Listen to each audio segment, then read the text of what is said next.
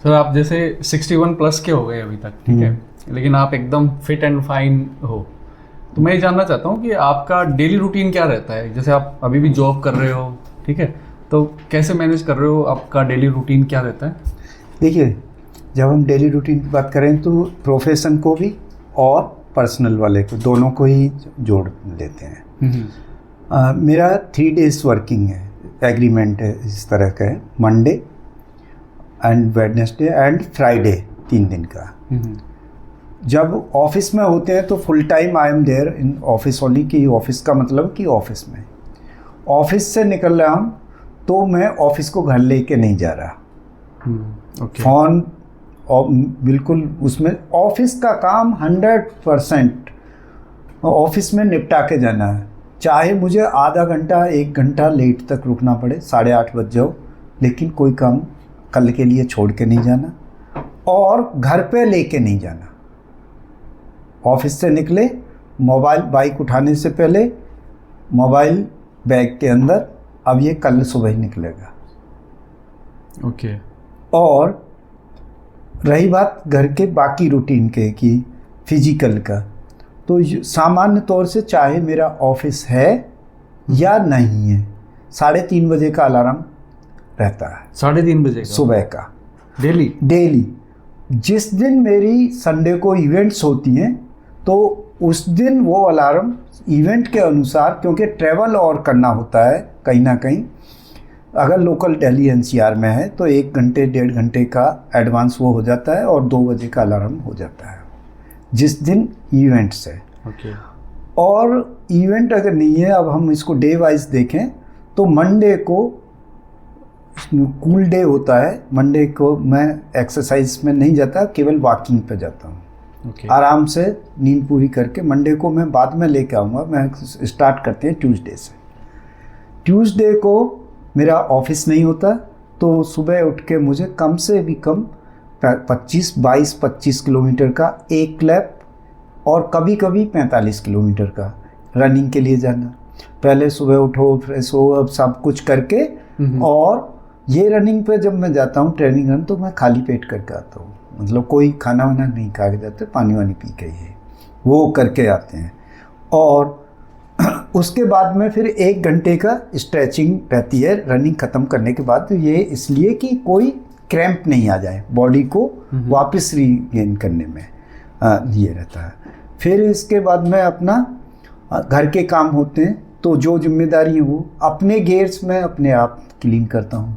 Gears से मेरा मतलब है सारे शूज़, और क्योंकि हर दिन की दौड़ में, हर एक्सरसाइज में उसमें वो गंदे होते रहते हैं, सॉक्स हैं, शूज़ हैं, इवन कपड़े भी मैं अपने खुद वॉश करना और खुद उनको आयरन करना। हाँ, क्योंकि मुझे अपने हिसाब से करना होता है। उसके बाद में फिर हमारे कमिटमेंट्स होते हैं सोशल। जिस दिन ट्यूसडे है, ऑफिस नहीं है, तो बाकी सोशल कमिटमेंट्स हैं, कहीं पे कुछ काम चल रहा है, घर के काम में आटा पानी का है किसी का, और फिर किसी से मतलब कॉलिंग या सेकंड हाफ में कोई अपना मेल को क्लियर करना है। ये सब करने के बाद में इस तरह से दिनचर्या रहती है ट्यूसडे की। ओके। वेडनेसडे को ऑफिस होता है, तो वेडनेसडे में रूटीन सेम 3:30 बजे का ही जगने का है, तो 4:30 बजे के करीब मैं रोड पे होता हूँ। और उस टाइम पर मैं वेडनेसडे को मेरा साइकिलिंग का डे होता है। क्रॉस, इससे क्या है कि बॉडी में क्रॉस ट्रेनिंग होती है, तो वेडनेसडे को मैं 1 घंटे की साइकिलिंग के लिए जाऊंगा, फिर आकर के फिर से वापस स्ट्रेचिंग और योगा ये सब चलेगा। ट्यूसडे को रन, हाँ, वेडनेसडे को साइकिलिंग। फिर थर्सडे, वेडनेसडे को ऑफिस होता है, तो फिर से बाइक से ऑफिस पहुंचो, बाइक राइडिंग हो जाती है। फिर ऑफिस में बिजी रहो, घर को घर छोड़ करके आ जाओ, घर की कोई कॉल ऑफिस में नहीं, दोस्तों की कोई कॉल नहीं, ऑफिस में ऑफिस का काम। शाम को 8:30 बजे ऑफिस से निकलो, फिर वापस जाओ, वही खाना वाना खाओ, घूम करके आओ। बिना वॉकिंग के खाना खाने के बाद में कोई बेड पे नहीं जाते हम तो। हाँ, फिर थर्सडे इस तरह से जाता है। आप सोते कितने बजे हो? यूजुअली 10:30 बज जाते हैं, 10:30 बज जाते हैं, सामान्य तौर से 10:30 बज जाते हैं। तो फिर आप नींद आपकी कम नहीं हो रही? नहीं, 4 घंटे के आसपास? नहीं, नींद के लिए ये है, मेरा मानना ये कि आप किस अवस्था में सोने जा रहे हो। अगर आप बहुत सारी चीज़ों को बिस्तर पे जा कर के भी ले करके जा रहे हो और आप उनमें संलिप्त हो कि कोई विचार है, कोई चिंता है, कोई आपके कमिटमेंट्स हैं, कुछ उधेड़ बुन है, तो वो नींद आपकी बॉडी में पूरी नहीं होगी, क्वालिटी ऑफ स्लीप नहीं मिलेगी उसको। तो जब हम जाते हैं तो मतलब मीन्स 100% पूरी तरह से सरेंडर करके हमें, तो मैं बेड पे मुझे पता चलता है साथी से ही कि सोने का मतलब ये है कि बेड पे गए तो 2 मिनट के अंदर में डेड, एकदम गहरी। बेड पे जाना ही जब है जब आपको मरने जा रहे हो, कि अब बॉडी बोल रही है कि बिल्कुल भाई अब सो जाओ। मतलब आजकल जैसे हम लोग तो बेड पे जाने के बाद भी एक करवट बदलने वाले नहीं, मोबाइल देखना है, यूट्यूब देखना है, ये सब करना है, ऐसा नहीं है। फिर थर्सडे हो गया, फ्राइडे को फिर जिससे साइकिलिंग आएगा मॉर्निंग में, ये उसका रहेगा, और बाकी फिर ऑफिस रहेगा। फिर सैटरडे में फिर से छुट्टी का दिन है तो लॉन्ग रन होगी और स्ट्रेचिंग होगी और उसका, और संडे है तो कोई इवेंट्स होगी। अगर फ्राइडे को साइकिलिंग नहीं करनी है तो योगा रहेगा। आई एम सर्टिफाइड टीचर, मैं योगा का मैं सर्टिफाइड टीचर हूँ। और ये मैंने किया हुआ है। और मैं जल नेति, सूत्र नेति, साप्ताहिक तौर से आँख की सफाई, नाक की सफाई, गले की सफाई, आंतों की सफाई, वो सब क्लीनिंग प्रोसेस रहता है, क्लींसिंग प्रोसेस है वो आप करते हो? वो मैं करता हूँ साप्ताहिक तौर से। नाक से एक जल नेति मतलब एक नोज से पानी डालना, दूसरी से निकालना, एक नाक से सूत्र नेति जो एक से रबड़ डालना, दूसरी से गले से निकालना, ऐसे ही सूत्र नेति होती है, ये रबड़ नेति है तो वो भी उसमें नाक से डाल के गले से निकालना, तो वो पूरे उसके सफाई होती रहती है उस तरह से। और आइज़ की क्लीनिंग के लिए होता है, ऐसे वो क्रियाएं हैं। फिर प्राणायाम है, दूसरी स्ट्रेचिंग है, रोज़ के आसन हैं, तो सूर्य नमस्कार है, दूसरे ऊर्ध्वासन है, अधोमुख स्वानासन है, कुंभक आसन है, उसमें शीर्षासन है। तो वो बहुत सारे आसन का एक सेट रहता है, तो कभी किसी दिन उसको करते हैं। और मंडे हमारा ये रहता है कि मंडे को चद्दर तान के सो, कि जब आँख खुलेंगी बिना अलार्म के तभी जगना है, अपना वॉकिंग लेकर आओ, जिससे कि सप्ताह में एक दिन बॉडी को सेल्फ हीलिंग मिलती है उससे। जो भी क्रैम्प्स हैं, जो भी बॉडी में ओवर यूज़ हुआ है, वो उसको रिकवरी का टाइम मिल जाता है। तो यूजुअली मंडे का मिस, उसके बाद ऑफिस है मंडे को ऑब्वियसली, बट मॉर्निंग में कोई बहुत ज़्यादा भारी तेज एक्सरसाइज या रनिंग नहीं होती, केवल वॉकिंग है, योगा है, स्ट्रेचिंग है, ये रहता है। ये रूटीन है उससे संबंधित कि जो शारीरिक क्रियाएं हैं उनसे संबंधित। अब इसके साथ खाने का अलग रूटीन होता है, खाने का जो रूटीन उसमें काफ़ी अनुशासन होता है। अनुशासन तो ये है कि बिना उसके अनुशासन और बिना कमिटमेंट के तो ये फिटनेस हो ही नहीं सकती है। डिसिप्लिन तो इम्पोर्टेंट है। डिसिप्लिन है। डिसिप्लिन के बारे में मेरी धारणा ये है कि discipline is what you do when you think nobody is watching you, कि जब वो काम जो आप अपनी स्वेच्छा से जब कर रहे हैं, जबकि आप समझते हैं कि अब आपको कोई नहीं देख रहा। अगर आप रेड लाइट पर खड़े हो और ये पुलिस वाले के डर से खड़े हो तो ये अनुशासन नहीं है। ये तो आप जब खड़े हो कि सामने वाला चालान काट देगा, तब उससे तो अपने शरीर के प्रति क्या खाना है। डिसिप्लिन खाली जगने का नहीं है, डिसिप्लिन केवल क्रियाएं करने से नहीं है। डिसिप्लिन है कि आपके शरीर के अनुसार आपको क्या खाना है, क्या बोलना है, कितना, कब सोना है, कब जागना है, कैसे विचार आना है, किस तरह का साहित्य पढ़ना है, क्या आपको देखना है। ये सब अनुशासन का ही हिस्सा है। सामयिक समय पर पहुंचना उस अनुशासन का, डिसिप्लिन का एकमात्र टिन के बराबर हिस्सा है। चोरी करनी है, नहीं करनी है, सत्य बोलना है, नहीं बोलना है, तो समाज के प्रति आपका क्या अनुशासन है, किसी की हेल्प करनी है, नहीं है, प्रकृति के प्रति क्या है। तो जब नहीं, तो जब देख रहा तो डस्टबिन में, नहीं देख रहा तो कार से लोग बाहर फेंक देते हैं जैसे चंद्रमा पे पहुंच गया हो। तो वो अनुशासन नहीं है। उस तरह का। तो अनुशासन अपने आप में बहुत बड़ी चीज़ है। अगर जीवन में अनुशासन है तो ये। दूसरा, योगा का हमें बहुत ही अच्छा सहयोग मिला। योग का मतलब केवल आसन करना, प्राणायाम करना यहीं तक सीमित नहीं होता है। योग का मूल सिद्धांत है कि आप जो भी कुछ कर रहे हो, जीवन में कर रहे हो, कि इवन आपका हाथ नीचे से ऊपर उठ रहा, आपकी एक सांस आ रही है, तो ये आप अवेयरनेस के साथ कर रहे हो, कि आपकी चेतनता में ये कर रहे हो। आप किसी को गाली दे रहे हो, बोल रहे हो, अपशब्द कह रहे हो या शुभ शब्द कह रहे हो, तो आप उस तरह से कह रहे हो कि आप सचेत हो। तो जब आप सचेतनता में होगे, तो योग में होगे, तो आप गलत नहीं करोगे, आप गाली नहीं दोगे, आप गलत नहीं खाओगे, आप गलत कार्य नहीं करोगे, आप चोरी नहीं करोगे। और वैसे भी योग के ये सिद्धांत हैं। योग के सिद्धांत में बेसिकली अगर टाइम मिलेगा तो मैं आपको बताऊंगा कि योग के अपने प्रिंसिपल्स हैं, वो उनमें से अनुशासन एक मुख्य प्रिंसिपल है, उसका मुख्य घटक है, उसमें से एक सूत्र है उसमें योग का। तो ये चीज़ें केवल क्रियाओं करने से नहीं है। और योग हमें दूसरा एक और अच्छी बात सिखाता है, जीवन कभी भी किसी का कोई कंप्यूटराइज वे में मशीन लैंग्वेज के अनुसार नहीं चलता है। जीवन में, संसार में कोई भी प्राणी आ रहा है तो उसके जीवन में अप्स एंड डाउन होना, उतार चढ़ाव का होना स्वाभाविक प्रक्रिया है। ऐसा कुछ नहीं है कि कोई बंदा कोई वरदान लेकर के आ रहा है, उसको कोई प्रॉब्लम्स नहीं।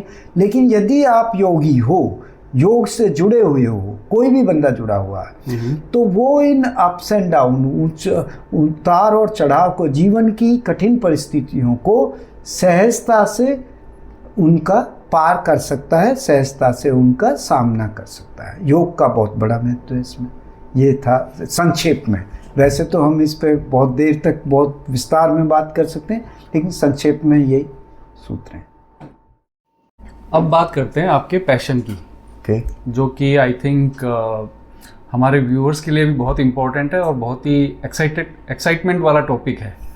तो आपका पैशन क्या है और आप कैसे फॉलो करते हो, उसके लिए क्या कर रहे हो, थोड़ा सा? अगर हम समराइज करें इसको, तो बेसिकली प्रीडोमिनेंटली ये 4 वर्टिकल्स में है। ओके। एक सबसे पहले तो कर्म, मतलब मेरा बहुत ही ये रहता है कि कर्म करने में इंटरेस्टेड हूँ, जो भी है कर्म योगी। दूसरा मैराथन, अल्ट्रा डिस्टेंस रनिंग का। तीसरा मोटर बाइक राइडिंग का। चौथा ट्रैकिंग का। अगर हम इनको एक एक करके देखें तो कर्म वाले में जो बात कर रहे थे वो सोशल वर्किंग है, और जो इसका रनिंग का हम उठा लें एक, तो 1000 के करीब मैंने मैराथन इवेंट्स किए हैं, जिनमें से 21 किलोमीटर की रन है जो हाफ मैराथन है, फिर फुल मैराथन है 42 किलोमीटर वाली। अल्ट्रा डिस्टेंस शुरू होती है 50 किलोमीटर से ऊपर की। अच्छा। तो उसमें है 100 किलोमीटर की है, 150 किलोमीटर की है, 200 किलोमीटर की है, उनमें से कुछ 220 किलोमीटर की भी हैं।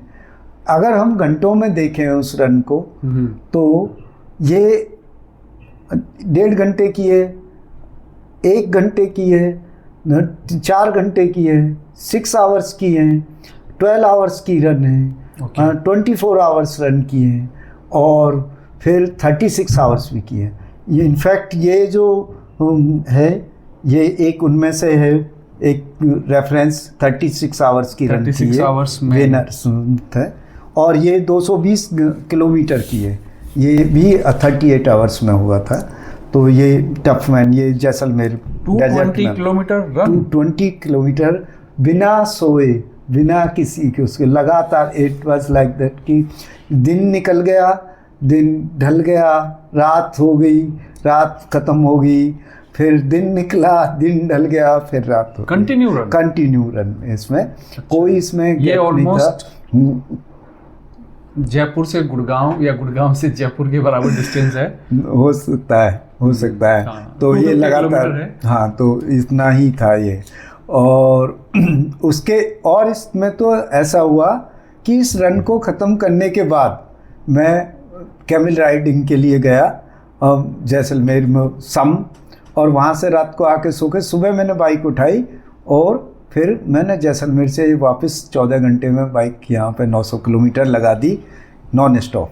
अच्छा, जैसलमेर से नोएडा आप 900 kilometre non stop one go में, कहीं किसी सिटी में नहीं होके। तो पहले 220 किलोमीटर आप दौड़ते हो, फिर आप कैमल राइडिंग कर रहे हो, हाँ, फिर आप सो रहे हो, फिर सुबह उठ के बाइक उठाई और जैसलमेर और अगले दिन फिर सुबह में ऑफिस पहुंचे।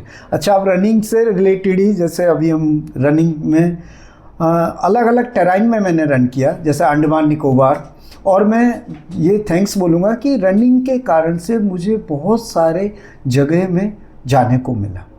अंडमान निकोबार में मेरा वैसे भी मन था, काफ़ी इच्छा थी कि भाई मैं उसको काला पानी जिसे बोलते हैं, जहाँ पर देश के इतने हमारे लोग शहीद हो गए थे और उनको रखा गया था उसमें जेल में, तो उसको एक सेलुलर जेल है वहाँ पर पे, तो उसको देखने का वो था, और अच्छा सौभाग्य मिला वहाँ पर। वहाँ पर 84 किलोमीटर की रन के लिए मैं गया था।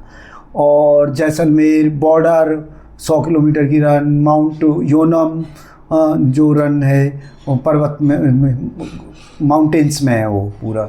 अभी रोहतांग एपिक करके आए थे 84 किलोमीटर का, और इस तरह से शिवालिक अल्ट्रा किया। बहुत सारी अल्ट्रा रन हैं इसमें, जो कि हमें इसके कारण से अलग अलग जाने को मिला। अगर मैं बेस्ट परफॉर्मेंस की बात करूं तो 44 मिनट में मैंने रिपीटेडली कम से कम 20 से ज़्यादा बार मैंने 10 किलोमीटर किया इवेंट्स में, और 1 घंटे 36 मिनट 1 आवर 36 मिनट्स में हाफ यानी 21 किलोमीटर किया। रिपीटेड हैं ये सारे रिकॉर्ड्स। और 3 आवर्स 28 मिनट्स में मैंने बॉस्टन क्वालिफाई किया 3 टाइम्स। एक इवेंट होती है, वो पर्टिकुलर टाइम में अगर आप कर रहे हो तो वहाँ बॉस्टन के लिए, उस इवेंट के लिए आप क्वालिफाई कर सकते हो, जबकि वो ड्रीम होता है रनर्स का। जब हम इसमें आप किसी से पूछोगे तो BC क्वालिफाइड को अगर हो गया तो बहुत बड़ी बात है, लोग ट्राई करते रहते हो, होता नहीं है। मैंने 3 बार करके छोड़ दिया, हालांकि मैं 1 बार भी नहीं गया बिकॉज ऑफ फाइनेंशियल लिमिटेशंस, लेकिन मैंने क्वालिफाई कर रखा है वो।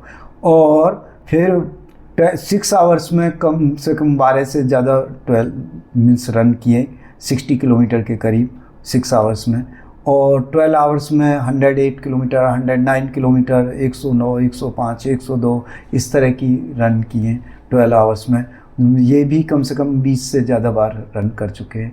और इस तरह से रनिंग मीन्स एक तरह का पैशन, नशा, ये इस तरह से ये हमारा चल रहा है अभी। It is going good. आज की डेट में भी मेरा 68th बर्थडे था, तो मैंने उस पर 60 किलोमीटर का जुलाई के टाइम में रन किया। और फिर नेक्स्ट कम्स टू तो running is the ever. Even 1 week में सामान्य तौर से 4 रन तो मेरी होती हैं, ट्रेनिंग रन, जो कि 20-25 किलोमीटर की होती है कम से कम।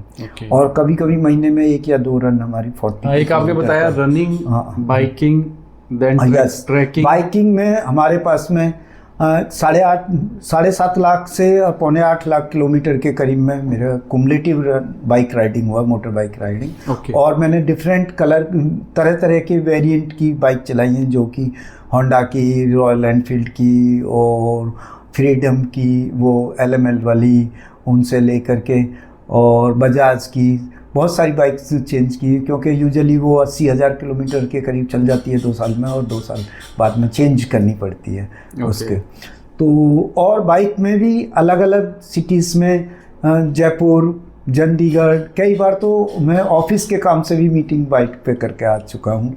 और चंडीगढ़, मनाली, देवप्रयाग, केदारनाथ, बद्रीनाथ, गौमुख, गंगोत्री, यमुनोत्री, वहाँ तक आप बाइक से गए हूँ। और उसमें सारचू, सोकर, ले, मनाली, ले, खरदुंगला, बियॉन्ड द ले, लास्ट विलेज ऑफ इंडिया माना, तो last village of India Turtuk, ये सब बाइक से गए हैं। और थॉइस बेस कैंप, जो सियाचिन का बेस ग्लेशियर का बेस कैंप है, वहाँ तक गए। और रनिंग में भी समटाइम्स मैं, हो सकता है चीज़ों को तो कभी मिक्स कर दूं। जैसे एक इवेंट मैंने लेह में की थी। लेह में आजकल रनिंग करने के लिए 5 दिन 4 दिन पहले जाया जाता है कम से कम। और वो एक टाइम था, मैं हालांकि किसी और को ये चीज़ रिकमेंड नहीं करूँगा कि लोग ऐसा करें, लेकिन मैं उसमें जा कर के सीधा ऑफिस से निकला, फ्लाइट्स पकड़ी, लेह में लैंड किया, शांति स्तूप गया, सुबह में रन की, बाइक उठाई, खरदुंगला गया, वहाँ से वापस आया, रात को सोया वहाँ, सुबह में डायरेक्ट ऑफिस आया। मतलब मैंने इस तरह से की है जो कि बहुत ही खतरनाक है, मतलब कि इस तरह तो से, क्योंकि इसमें जो बॉडी अडॉप्ट नहीं कर पाती है जो चेंजेस है। वापस वहाँ से ऑफिस आ गया, और लेकिन मैं ये कहूँगा कि मैं इस चीज़ को किसी को रिकमेंड नहीं करूँगा, क्योंकि इसके बॉडी पर अडॉप्ट नहीं कर पाती है बॉडी, और गलत प्रभाव पड़ते हैं लॉन्ग रन में इसके। और इसी तरह का एक और इवेंट है जो मेमोरेबल इवेंट है। मैं मई 11 को यहाँ से स्टार्ट किया था बाइक से, और मैं जाकर के जोशीमठ पहुँचा शाम के टाइम में। यहाँ पर जब मैंने स्टार्ट किया, मैं हाफ स्लीव में ही था, टी शर्ट में, और 42 डिग्री टेम्परेचर था। और जब मैं जोशीमठ पहुँचा तो वहाँ 8 डिग्री टेम्परेचर था। इट वाज शिवरिंग देयर, मतलब इतना बड़ा चेंज था। और सेम डे में 450 kilometre, it was not about the distance. Mountains में बाइकिंग करना केवल डिस्टेंस के नहीं मायने रखता है, इट मैटर्स कि आप कितने घंटे तक चला रहे हो। तो 12 घंटे के करीब मैंने वहाँ 11:30-12 घंटे तक बाइक चलाई। और इनमें से जितनी भी मैंने अभी तक बाइकिंग किया है वो सारी बाइक सोलो की है। कोई नहीं था मेरे साथ, कोई ग्रुप के साथ नहीं था। या वैसे 2015 में तो इतना, 2015 में इतना बुरा हाल था। 2013 में वहाँ पर प्रॉब्लम आई थी उसमें बद्रीनाथ में, उसके कारण से। हाँ, और उसके जब तक वो चीज़ें सेटल भी नहीं हो पाई थी, और रास्ते इतने ख़राब होते थे कि ऊपर से पहाड़ लटक रहा, पानी बह रहा, नीचे टूटा हुआ है, साइड में नहीं जरा से में आप लहक सकते हो, कोई सपोर्ट नहीं थे, पंचर वंचर का किसी भी तरह का। मैं पंप ले करके अपने खुद उसके साथ में चल रहे थे, और मेडिकल का नहीं कोई, अगर आपकी बाइक को कुछ हो गया कैसे, ये बहुत ही हाई लेवल के रिस्क में मैंने ये सब बाइकिंग किया। अकेले सोलो गया, क्योंकि वो 4 राइडर्स ने एक साथ प्लान किया था 2 महीने पहले। फिर आने से, स्टार्ट होने से कोई 1 वीक पहले पहला एक आउट हो गया, उसकी फैमिली में प्रॉब्लम्स हो गई। फिर जब 3 दिन रह गए तो एक और विकेट गिर गया हमारा, उसके लिए कोई प्रॉब्लम्स आ गई कि भाई नहीं इस बार नहीं जा सकता, नेक्स्ट टाइम चलेंगे। फिर हम 2 बंदे बचे, मैं और महिपाल सिंह, हम दोनों तैयार थे। अब शाम को महिपाल सिंह का, उसका जो लास्ट राइडर है, उसका फोन आ जाता है, अरे सर मुझे तो बुखार हो रहा, फीवर हो रहा, मेरे तो ये है। अब मैंने कहा कि भाई मैं बीमार को लिए कहाँ घूमूंगा, भाई तुम भी रहने। फिर मैंने तो आई वॉज डिटरमाइंड, मैं तो पक्का निश्चय कर चुका था मेरा मन तक, तो मैं तो फिर अकेला गया। और पहली बार मैंने गंगा को देखो, गंगा जी को, हरिद्वार, क्योंकि इससे पहले मैं माउंटेन्स में नहीं गया था, इधर साइड की उत्तराखंड की। और पहली बार ही मैंने देवप्रिया को देखा जहाँ पर दोनों का संगम, और मैं वहां से होता हुआ जोशीमठ पहुंचा, जो त्रिवेणी संगम है। हाँ नहीं, त्रिवेणी नहीं, वहां पर देवप्रयाग में मंदाकिनी, अलकनंदा और ये मंदाकिनी आकर के संगम होता है, और वहां से फिर गंगा जी का उद्गम होता है। 2 धाराएं मिलती हैं, एक सेडिमेंट इसमें, एक में निर्मल वाटर है। तो वो वहाँ वो जगह है प्रयाग मतलब वो संगम है। तो ये वहां से ऐसा हुआ। दूसरा एक इंसिडेंट अभी हुआ था कि उसमें हम 2 साथी जाने वाले थे यहाँ से अयोध्या के लिए राइडिंग का, बाइक राइडिंग। अब किसी कारण से वो पहली राइड में वो नहीं गए, तो उस दिन हमने भी कैंसिल कर दिया, चलो कोई बात नहीं। अब 1 वीक बाद में फिर से हुआ कि अच्छा अगले वीक चल रहे हैं, तो फिर से उसका शाम के टाइम में, अरे सर ये हो गया सुबह में, नहीं शाम को नहीं, सुबह में ही हमें जाना था, सुबह में ही उसका फोन आ गया कि सर आज तो ये हो गया, ऐसा प्रॉब्लम हो गया। अब मैंने कहा भाई मैं जा रहा हूँ। मैंने फिर बाइक उठाई, मैं यहाँ से सीधा निकला। शाम के टाइम में मुझे 5:30 बजे मैं अयोध्या राम मंदिर पहुंचे, वहाँ दर्शन करे। अगले दिन फिर उठाई, तो फिर मैं पहुंचा लुम्बिनी, गौतम बर्थ प्लेस है नेपाल में। और फिर मैंने सोलो वापस मारी अकेले। वो भी मेमोरेबल टूर थे ये दोनों, बहुत ही अच्छे टूर रहे। तो अकेले जाने में कुछ रिस्क तो रहता होगा? हाँ, अकेले में रिस्क की संभावना मेंटली बहुत ज्यादा रहती है, क्योंकि आपको जब अकेले जा रहे हैं तो you have to be very sure, double sure होना पड़ता है कि आपकी बाइक बिल्कुल ठीक हो, और आप मोबाइल कॉल नहीं अटेंड करें बिल्कुल भी, और आपका हर चीज के लिए आपके पास में ना तो ज्यादा बैकअप हो और ना ही कम हो। इनफैक्ट यहाँ तक कि अगर आपको कुछ मेडिसिन्स भी साथ लेके चलनी पड़ेंगी, अगर आपको कोई इंसेक्ट बाइट हो जाता है, कहीं पे कुछ फीवर हो जाता है, कहीं पे वॉमिटिंग है, कहीं पे लूज मोशन का है, तो इमीडिएटली आपको ये रहना चाहिए। Basic medicine. यस, और आपकी बाइक के लिए पंचर किट आपके पास होना चाहिए, हवा भरने का होना चाहिए, आपको उसके लूब के सेट रहना चाहिए, लूब ऑयल का इनमें से। तो आपको अपनी बाइक को पूरी तरह से परफेक्टली सर्विस करा करके लेके जाना है। तो आपको, क्योंकि अगर जब आप टीम में जा रहे हो तो हो सकता है एक नहीं दूसरे के साथ में हो सकता है। मोरओवर जब ग्रुप जाता है बाइक का तो उसमें एक रिडेंडेंसी के लिए एक सपोर्ट व्हीकल साथ में चलता है उसमें, तो उसके पास ये सब चीजें रहती है, उसमें मैकेनिक होता है, सब कुछ होता है उनके पास में। लेकिन जब आप सोलो जा रहे हो तो आपको कहाँ पे रुकना है, कब तक पहुंच पाओगे, कहाँ पे होटल नाइट स्टे करोगे, तो वो सब का ज्ञान होना चाहिए। प्लस किस वेदर में आप जा रहे हो।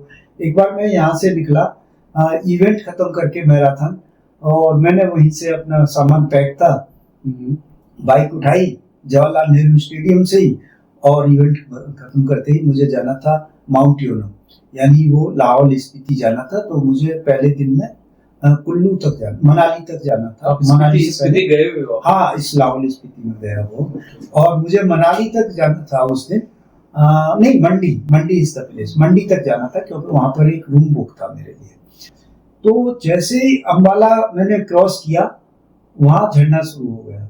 मैंने सोचा कि, जो कि मेरे पास में गियर थे, पॉलीथीन का बैग था, ये था, मैं चलो थोड़ी देर में बंद हो जाएगा, आप पहनेंगे। फिर आगे पटियाला की साइड में जाते जाते मतलब कि वो और तेज हो गया, और फाइनली मैंने अपना सारा सामान तो उसमें ढक लिया, लेकिन मैं बारिश में वहां से लेकर के मंडी तक पहुंचा। और जब मैं जाकर के चेक इन किया होटल में, तो पता चला मेरे पास इनर तक को बदलने के लिए कुछ नहीं बचा था। मेरे सारे बैग में पानी चला गया, मेरे सारे गियर भीग चुके थे।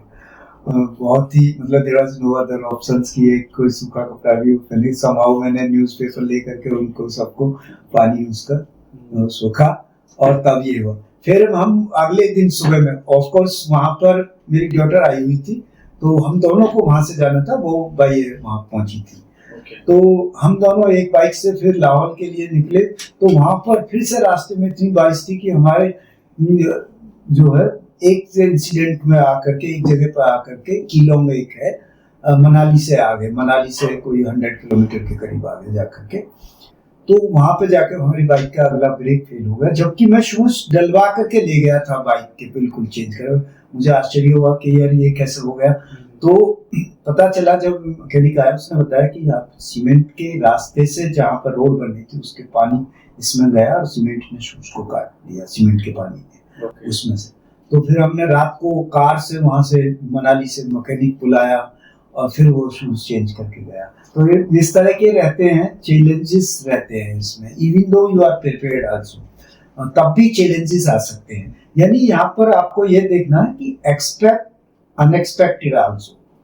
जी, कुछ चीजों के लिए आप तैयार होकर जा रहे हो, कुछ रिस्क ऐसे हैं जो आप प्रेडिक्ट कर सकते हो, लेकिन कुछ रिस्क ऐसे भी होंगे कि जिनको आप प्रेडिक्ट नहीं कर पाते। एक बार मैं ग्रुप में एक और इंसिडेंट बाइक राइडिंग का बताता हूँ कैसे हो जाते हैं। तो मैं ग्रुप में था, मेरे सामने वाली बाइक किसी की, हम स्लोप पर थे, बहुत ज्यादा स्लोप था। हम थे ये चांगला ला से हम पास कर रहे थे, जो कि स्लिपरी प्लेस है, और हम वहां से पास ही कर रहे थे। तो मेरे सामने वाली बाइकर वहां पर गिर गया।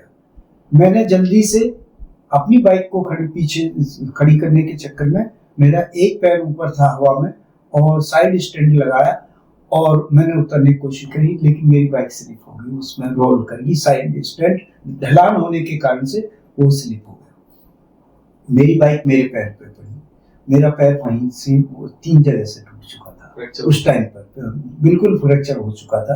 तुरंत ही उसमें स्वेलिंग आ गई। किसी ने पीछे से आकर के फिर मेरी बाइक को उठाया, सामने वाले को उठाया, फिर there was no other options.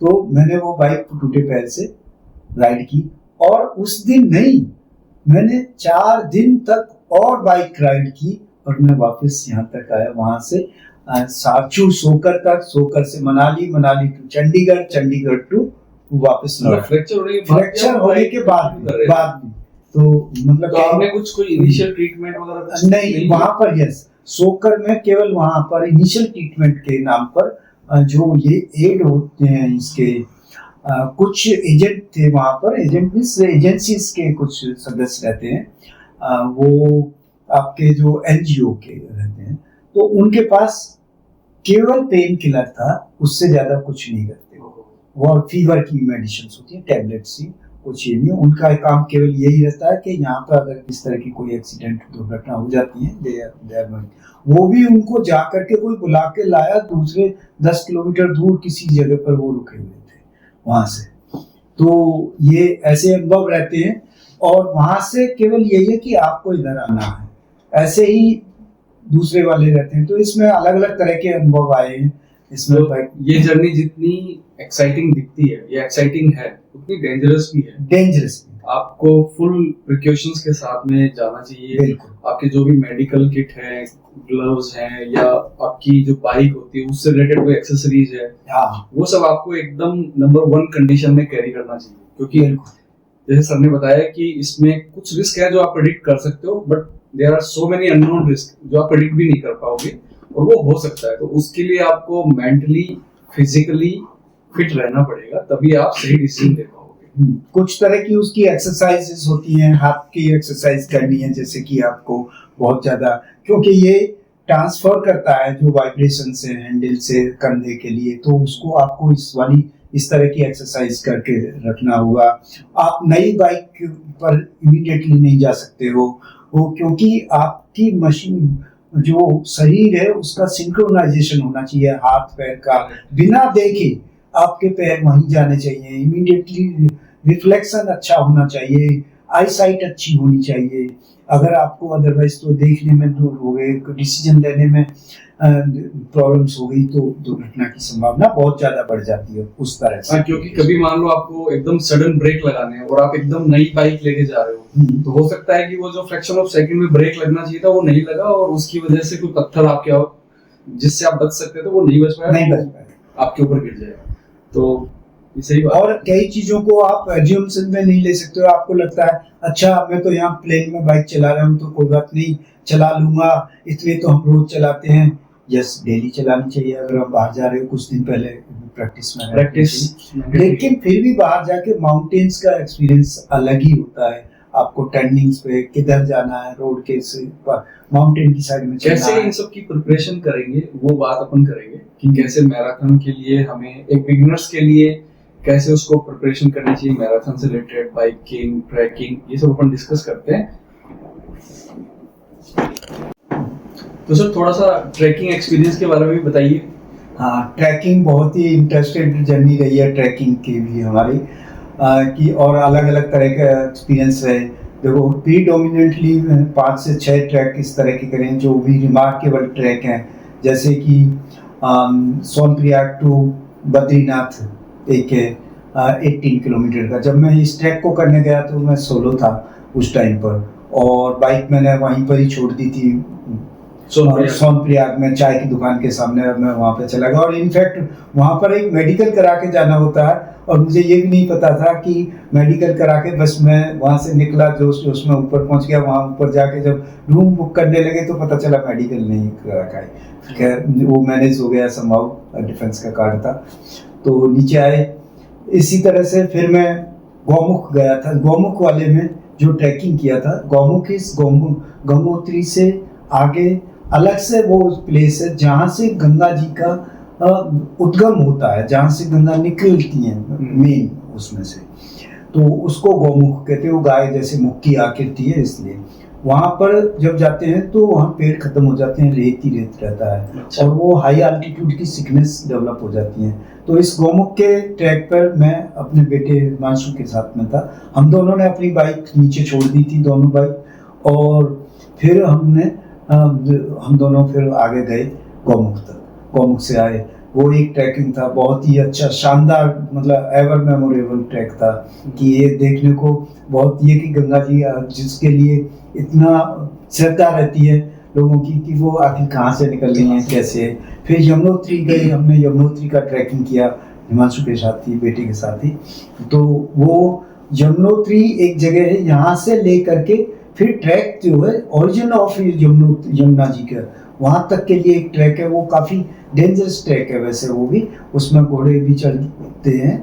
और वो लटका हुआ है, वो सारा जो रास्ता है उन्होंने लटक पर बना रखा है। अच्छा। तो वो काफ़ी सावधानी से करना पड़ता है, वो किया। तो इन सब ट्रैक के लिए कोई पहले प्रायर कोई परमिशन लेनी पड़ती है? हाँ, कुछ जगह पर है, जैसे कि गौमुख के लिए आपको 12 बजे से पहले परमिशन लेनी है, एंट्री करनी है वन विभाग के वहाँ पर। शुरू में वहाँ गौमूत्री के पास में वन है और वहाँ पर वन विभाग के लोग टीम बैठती है और वो इंश्योर करते हैं कि यदि आप 12 बजे से पहले एंटर कर जाते हो तो फिर आप आगे जा सकते हो, अदरवाइज नहीं, क्योंकि आप वहाँ तक पहुँच नहीं पाओगे।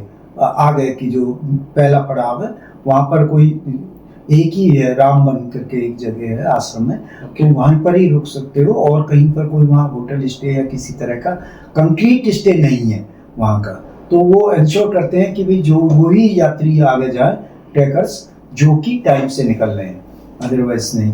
और फिर उसके बाद में ओम पर्वत का ट्रैकिंग किया, जिसको कि 15 दिन में लोग 12 दिन में करते हैं, वो 5 दिन में करके आए थे, मैं और मेरा एक और साथी था उसमें। और फिर आदि कैलाश का ट्रैकिंग किया। आदि कैलाश बहुत, ओम पर्वत में तो ये है कि ओम जैसा लिखा हुआ है वहाँ पर। आदि कैलाश वाले में जो से कैलाश मानसरोवर है, इसी तरह से ही उनका छोटा कैलाश कहते हैं उसको, वहाँ पर है। और वहाँ पर आदि कैलाश की एक लेक है, 2 लेक हैं वो वहाँ पर। तो वो भी ट्रैक जब हमने किया था तो वहाँ पर कच्चे रास्ते थे, सीढ़ी टाइप रास्तों से हम पहाड़ों से अंधेरे में क्रॉस किए हमने, कि जहाँ पर कुछ, और उस पहाड़ के दूसरी साइड में डिफेंस की कुछ गाड़ियों को बाई एयर ड्रॉप किया गया था। अदर वहाँ पर कुछ आर्मी के लोग थे, वरना कोई बाई रोड कनेक्टिविटी नहीं थी 2015-16 में, मतलब 18 में, 18 तक भी, 19 तक वहाँ नहीं था। अभी 24-25 में वहाँ पर रोड की कनेक्टिविटी कर दी गई है। अभी वो ट्रैक जैसे नहीं रह गए हैं। Now it is quite easy, you can just enjoy. आप लोग मज़े से 4 व्हीलर से जा सकते हो, जबकि हमारे टाइम पे जब हमने करा था तो ऊपर से पहाड़ गिर रहे थे, पहाड़ मतलब पत्थर गिर रहे थे, घने पत्थर गिर रहे थे। और फिर हम उस पर वापस लौटे, उसके पर्वत के पहाड़ी के पीछे से ऊपर चढ़े, उसके सिल के ऊपर से हो करके हम दूसरी साइड में उतरे थे। ऐसे हुआ था। एक जगह मलबा इतने ऊपर से बहे आ रहा था, हमारे पूरे घुटने तक हम मलबे में निकल करके और शूज निकाल करके तब निकल करके आ रहे थे। मैंने सुना रेनी सीजन में थोड़ा अवॉइड करना चाहिए। हाँ, ऐसे तो वो लैंडस्लाइड्स रहती थी वहाँ। तो हम लोगों ने मई के महीने में जा रहे थे, नहीं मई, जून, जुलाई, अगस्त, तो 15 अगस्त को बंद होने वाला था। और हम, यस यू आर राइट, तो वो हम अगस्त के टाइम पर ही थे, जब वो मानसरोवर यात्रा का लास्ट डे था। ओके। वहाँ से कैंप वैम्प सब आ रहे थे। जब हमने एक वहाँ से नदी पार की थी तो वो पूरे खजूर के जैसे 2 पेड़ पड़े थे, बस उनके ऊपर उस पुल पर कोई सपोर्ट नहीं था, और एक साइड से हमने दूसरी ओर को उसको पार किया, कोई सपोर्ट नहीं था उसमें। अगर जरा सा भी इम्बेलेंस हुए तो आप उसमें बह जाओगे। मतलब इस तरह के रिस्क थे, इस तरह के चैलेंजेस थे उन ट्रैक में। और नीलकंठ का ट्रैक किया था फिर उसमें, और ये तपोवन का ट्रैक किया। तपोवन के ट्रैक में तो मैं अपने बेटे के साथ में था उस दिन भी। अच्छा। तो हमारा क्या हुआ, हम एक डेड केव में चले गए कि वहाँ पर 1 साल में केवल एक बार वहाँ उस गुफा में किसी प्रसिद्ध संत के कारण से मेला लगता है। वहाँ पर कोई संत नहीं रहता, लेकिन कोई वहाँ पर पूजा स्थल उन्होंने बनाया। और उसके बाद में उसमें जाले लगे हुए थे, पूरी तरह से वो पेड़ घने पत्तों से उनसे ढकी हुई थी। गुफा, और हम रास्ता मतलब ऐसे ट्रैक करते करते उसमें चले गए, हमें खुद पता नहीं चला। और फिर वहाँ से हम वापस आए। तो जब हम वापस आ रहे थे तो फिर हमें वहाँ पर कोई घास काटने वाली वो लेडीज़ मिली। हमने उनसे पूछा कि यहाँ जंगली जानवर, क्योंकि ये इसका जिम कॉर्बेट, इसका राजा जी गार्डन की क्षेत्र में भी पहुँच जाते हैं। वहाँ के जो वाइल्ड एनिमल्स हैं, वहाँ टाइगर्स वगैरह, लेपर्ड्स उधर तक पहुँच जाते हैं वहाँ तक। तो फिर उन्होंने बताया कि हाँ ये आ जाते हैं यहाँ जानवर, लेकिन अभी तो वो पानी के किनारे पर रहेंगे। और बड़ा अच्छा लगा, अच्छे खासे ट्रैक किए वो काफ़ी। और एवरेस्ट बेस कैंप का किया, जो कि बहुत लंबा और फेमस ट्रैक होता है। देन माउंट योनम का किया, जो लाहौल स्पीति में है, वो ट्रैकिंग की। और फिर इसके अलग एवरेस्ट वाले से अलग में काला पत्थर है, वहाँ पर किया। नागार्जुन हिल समिट है, वो किया। और ये माउंट एवरेस्ट मैंने अपनी डॉटर के बेटी के साथ में किया था।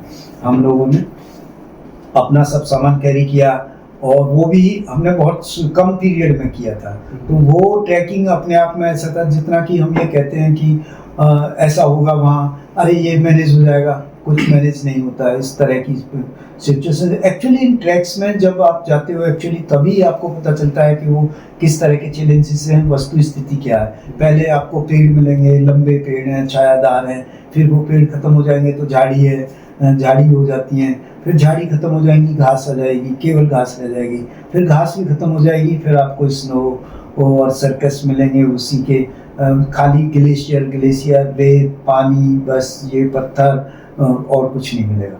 और वहाँ पर जो हाई एल्टीट्यूड ऑक्सीजन की प्रॉब्लम्स आती है, तो या केवल एक कोई मेडिसिन वहाँ काम नहीं करती, दुनिया की कोई मेडिसिन काम नहीं करती, दुनिया के किसी आदमी के लिए काम नहीं करती।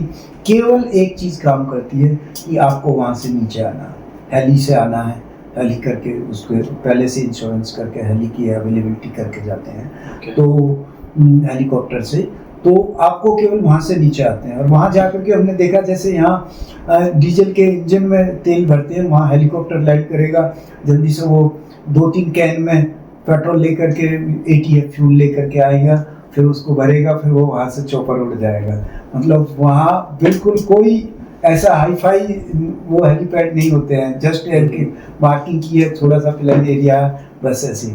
वो भी हेली भी उनके काफ़ी रिस्की होते हैं, मतलब उनकी सर्विसेज टाइम से होती है या नहीं पता नहीं। हाँ, रिसेंटली काफ़ी कुछ एक्सीडेंट भी सुनने में आते हैं। हाँ, तो ये, और एक वहाँ का लुकलाका एयरपोर्ट है, जहाँ पर कि 2013 से ऑन रिकॉर्ड 9 टाइम के एयर क्रैश हो चुके थे वहाँ पर, क्योंकि वो स्ट्रिप केवल मात्र 600 मीटर की एयर स्ट्रिप है, जिस पर छोटे जहाज जाते हैं, और वो बहुत तेज एंगल पर 45 डिग्री के एंगल पर वो रनवे है, और बस सीधा लैंड करेगा तो वो पूरा उसको इमीडिएटली उसको ब्रेकिंग लेनी है, नहीं तो सामने दीवार है। ऐसे ही जब टेक ऑफ करता है तो स्लोप है, और जब वो टेक ऑफ करता है तो उसके नीचे खाई है, बहुत गहरी खाई है। अगर जरा सा भी पायलट ने टेक ऑफ में कुछ सेकंड का भी चूक कर दी तो वो खाई में चला जाएगा, मतलब उसने लिफ्ट नहीं किया तो। और वहाँ पर जो जहाज जाते हैं, जो मैंने देखा कि काठमांडू में एक बंदे, मतलब जो कि हमें टिकट बुक कर रही थी, तो बाद में पता चला वही हमारी एयर होस्टेस थी, मतलब कि वो, और उस जहाज में छोटे से डोनियर में कोई वॉशरूम नहीं है, और पायलट और हमारे बीच में पन्नी जो पॉलीथीन होती है उसका सेपरेटर था, बस हमें सब कुछ दिखाई दे रहा है। पायलट को कॉकपिट और हमारे पैसेंजर्स के बीच में केवल ये था। अगर पैसेंजर्स उसमें 18-20 से ज़्यादा पैसेंजर्स नहीं जाते हैं, अगर उनके पास वही वेट है जैसे फॉरनर्स के पास में रहता है, तो आपको पैसेंजर्स उसको ड्रॉप करने पड़ेंगे अगले जहाज से। और अच्छी बात ये थी कि जब हम लौट के आ रहे थे तो कीजिए, अगर आप नहीं आ पाते हो आज तो कोई बात नहीं, आपका टिकट कैंसिल नहीं होगा, आप अगली फ्लाइट से आ जाओ। आप 2 दिन बाद, 1 दिन बाद में पहुंच रहे हो, आकर के वहाँ ATC में रिपोर्ट कर दो, छोटी सी ATC, बस वहाँ एक क्लर्क टाइप बैठा, कह जी मेरा ये जहाज का टिकट था, ये सीता एयर फ्लाइट से था, और ये नहीं, ये तो हम तो पहुँच नहीं पाए, कैंसिल होगी। कैंसिल कुछ नहीं होता है, अगली फ्लाइट से फिर चले जाए। ज़्यादा हो गए तो पैसेंजर्स, आपकी किसी फ्लाइट में कोई बुकिंग नहीं है, आपकी बस उस डे में बुकिंग है, आप दूसरी फ्लाइट से आ गए, दूसरे दिन आ गए। तो इस तरह के एक्सपीरियंस रहे वहाँ बहुत ज़्यादा अच्छी तरह से, मतलब अलग तरह के एक्सपीरियंस रहे हैं ट्रैकिंग के। और ट्रैकिंग के लिए भी एवरेस्ट के केस में तो वहाँ पर आप वेरी प्रिसाइज रहना पड़ता है, बहुत ही आपको स्पेसिफिक सामान लेकर के जाना, ना तो आपके पास ओवरवेट होना चाहिए, ना ही आपके पास अंडरवेट होना चाहिए।